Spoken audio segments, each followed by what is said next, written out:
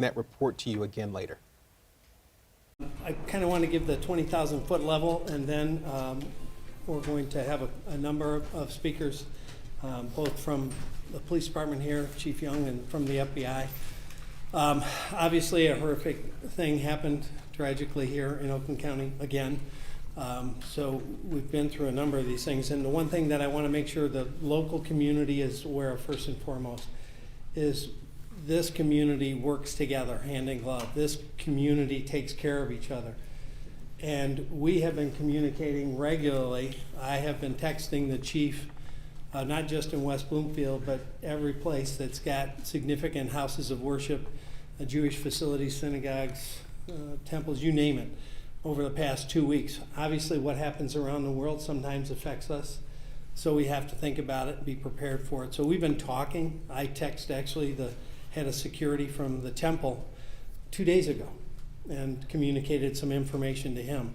So the first thing the community should know is that we not just today work together, we work together all the time. Our state, our federal, and local partners. Number one. Number two, we train. In our world, preparation is important. We hope and pray it never happens, but that's not a strategy. Preparation is. So all of us have been training together for many years for active shooters or active assailants, mass casualty events, and tragically we've had way more than our share. So that is ongoing and is in place. The third thing is important to note, no children and no staff were hurt. So we know there's evil in the world, and we know they only have to get it right once, and sometimes they do. They may not come on anybody's radar and they show up, but what happens when they show up? That's where training and preparation kicks in. The security staff did an amazing job, and you'll get some of the details on that, but they stopped the threat. No kids, no staff were hurt. Now there were some injuries and things that had to be taken care of. One of the head of security was taken to the hospital. He got knocked down by the car when it breached the building, and we've had 30 law enforcement officers taken to the hospital for smoke inhalation.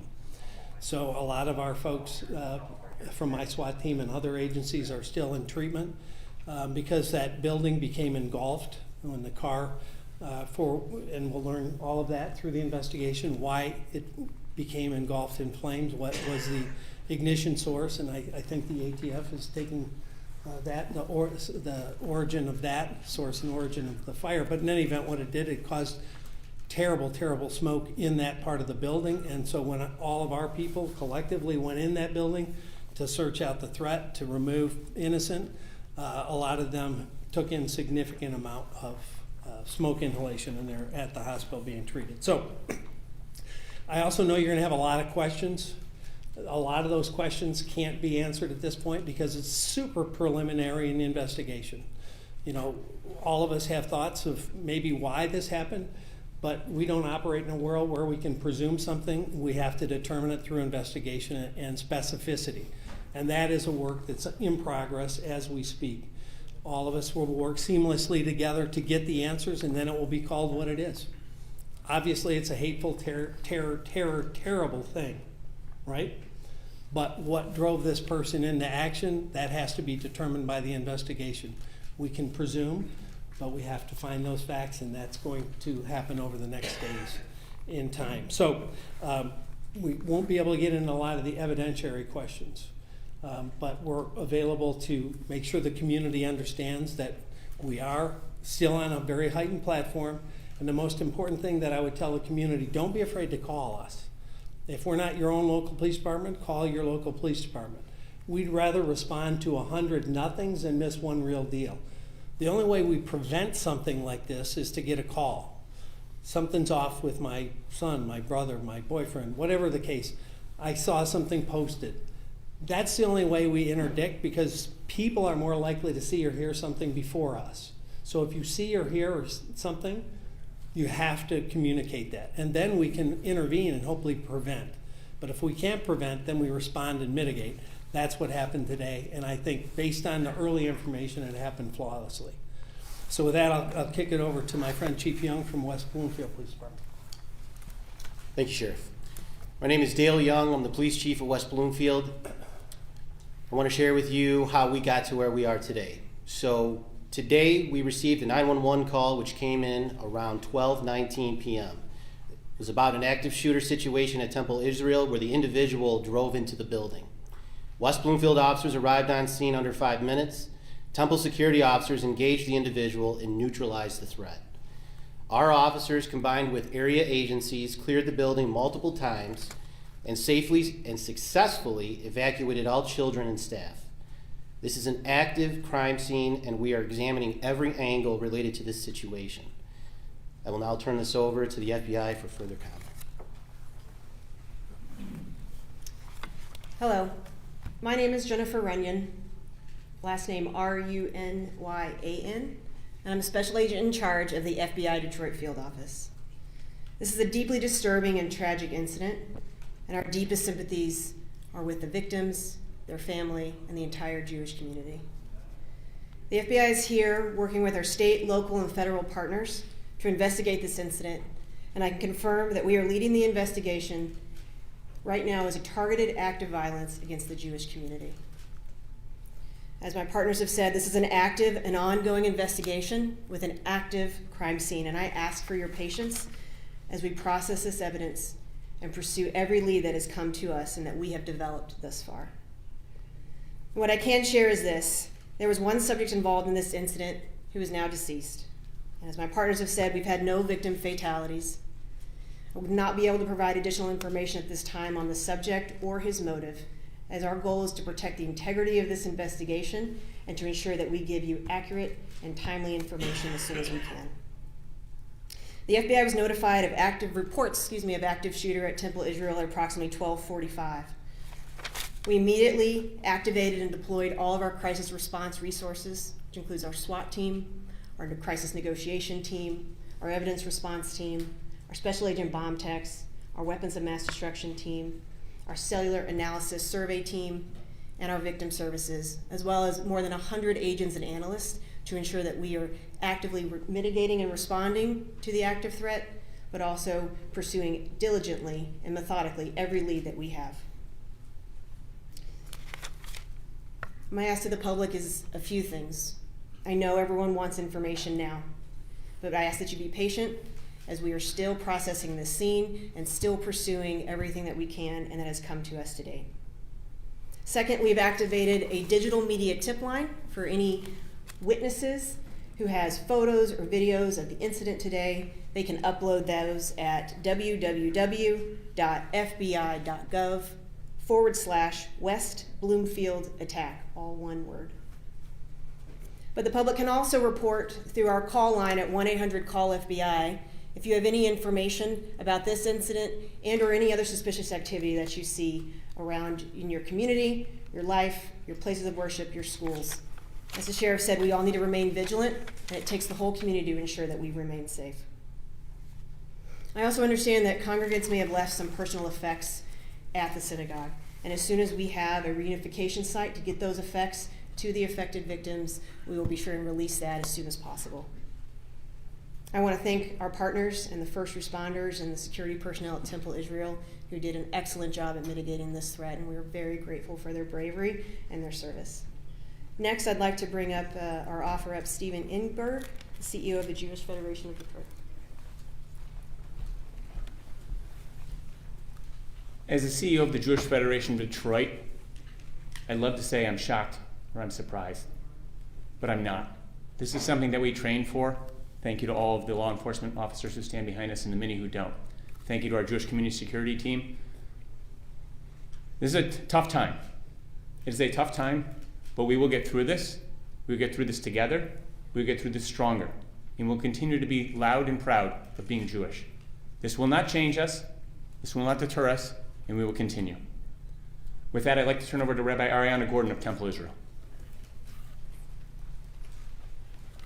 Thank you so much. As you've heard, there's so much that we don't know. We're going to be processing all of this in the days and weeks to come. But what I do want to say is a huge thank you to our law enforcement, to our Temple Israel security team, and to our early childhood center teachers who were the true rock stars of the day. They ensured that all of our children remained safe and calm throughout the entire day and got every single child safely reunited with their parents this afternoon. And for that, I can't express my gratitude enough. We are really appreciative to all of you for making sure that everyone made it home tonight. Thank you for being here. Okay, I think that's it. Obviously, we can't get into evidentiary questions, as I said, but I think the message is clear that we all stand united, stand together, whether it's federal, state, county, or local. We're committed to keeping this community safe. If you think you can target the Jewish community in this county or anywhere in this state, you're wrong. We're going to not only stand in front of them to protect them, we're coming for you. So with that, thank you.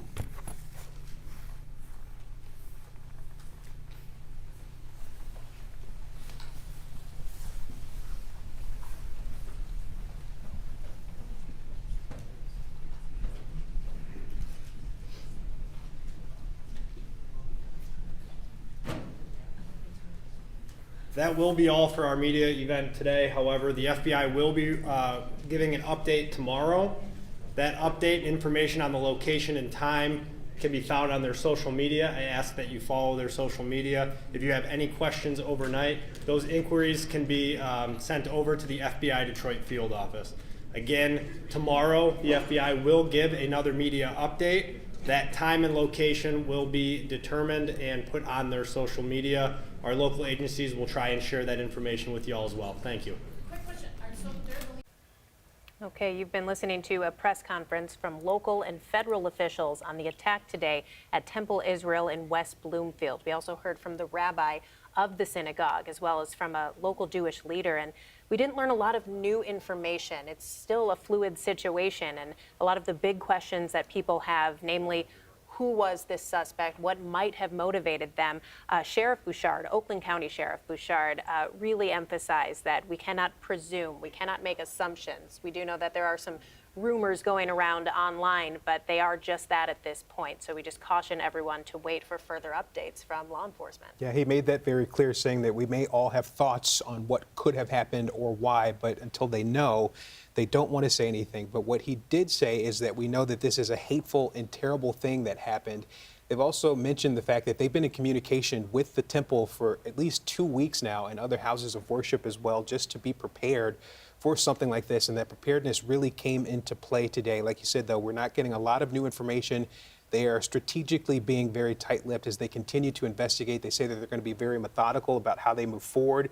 And this is a delicate situation, but the most important thing is that no one was hurt. We did see that about 30 officers had to go get treatment for smoke inhalation. We saw so much smoke in that building after the suspect rammed that truck into the synagogue. Yeah, and I want to note the special agent in charge for the Detroit FBI field office noted that they've activated a website. It's fbi.gov/West Bloomfield attack. They're also taking calls at 1-800-CALL-FBI, and they want people to reach out if they were witnesses, if they have any photo, video, or information about what happened today, as they try to get those answers about the lead up to this attack and some context as to what might have motivated the suspect. And this was a very ugly thing, and it is the reality of where we are right now in the world. The sheriff says if you see anything or spot anything that maybe seems suspicious, or if you see anything on social media, to let them know, because that's how they're able to get ahead of these things and to be prepared, which is what we've been talking about so much today. Yeah, and I thought it was a little bit heavy when he described that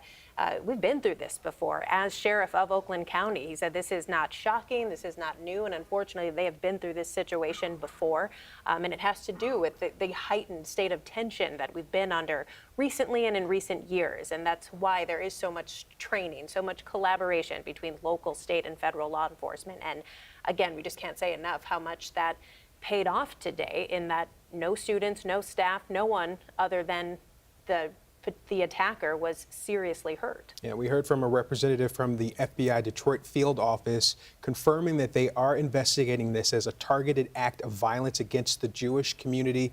They are pursuing some leads, and they've determined that there is one suspect. That's something else that we had been waiting on earlier today. They were waiting to see whether or not this suspect could have been working with someone else. That was part of the process of them clearing the area and then checking those vehicles outside of the building. But again, they are saying that there is one suspect. They're asking the public for a lot of patience right now as they continue to move forward with the investigation and look into this man and what could have been the motive here. Yeah, we did also learn that it is the FBI who will be leading this investigation, and they are investigating this as a targeted act of violence against the Jewish community. That's, of course, what many people presumed, but you always have to rule out whether it could have been something else, some kind of mental illness situation. But that is what they are looking at this as they try to find some more answers. And in another sign of strength, we heard from leaders from the Jewish community who said that they will continue to live as they have and be vibrant and proud of their Jewish heritage and their faith, and continue to work together with that sense of community and togetherness, which is something that we've been seeing today,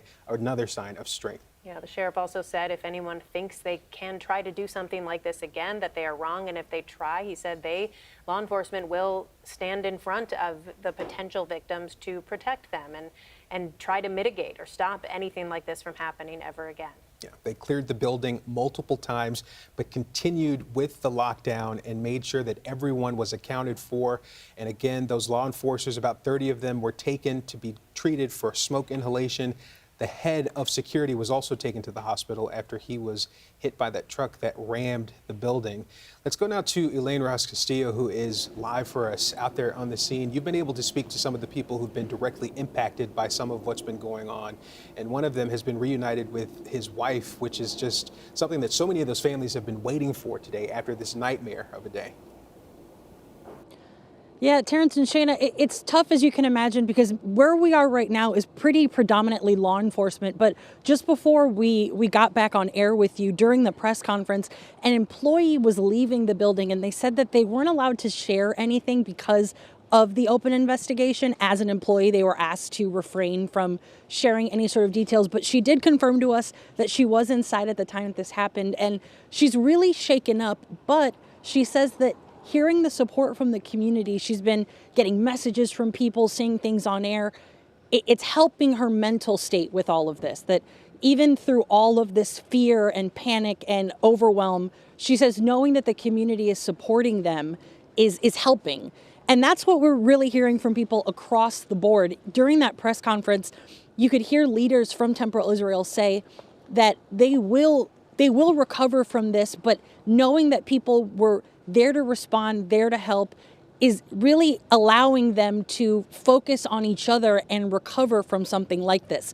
A couple of details that we got from the press conference to go on top of what's already been mentioned is that the call came in of an active shooter at about 12:45 this afternoon, and law enforcement deployed about 100 agents and analysts to the scene. And as somebody who's been here for hours, we can confirm that this entire area was completely surrounded by law enforcement agencies from across our region, as well as federal agents on the scene. Just now, before we spoke with you again, we saw multiple cars leaving different mobile command centers from police and fire units, not only from West Bloomfield Township, but the surrounding areas. Now, something that Sheriff Bouchard mentioned was that because it's so early in the investigation, they don't really want to speculate and they don't want to release information too soon, but they are encouraging people to get in touch with either their office, their local law enforcement, or the FBI tip line, because situations like these require eyes and ears on the ground from average people like us.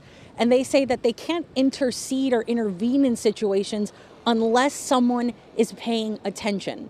So as this investigation continues, we're expecting to hear, they did mention at the end of this press conference that they are expecting another press conference tomorrow. We are unsure about that time, and we should be learning more about as it relates to what may have led to this occurring, the situation, and potentially an update on those that were injured in this attack, which fortunately was very limited based on the response time and the efforts of those here at the facility. But as we wait to learn more, at least now the community is able to try to recover after a really jarring day. But for now, reporting live outside of the Jewish Community Center, Elaine Rojas Castillo, CBS News Detroit. All right, thank you, Elaine, for that update. And we will be updating you as soon as we learn more. Again, we're going to be hearing more likely in the morning, but we'll continue to have that information for you over the air and online. Yeah, of course, we have a complete breakdown, all of the details about what has happened today, and we will have the latest as we do learn more from law enforcement going forward on our website. That is cbsdetroit.com. For now,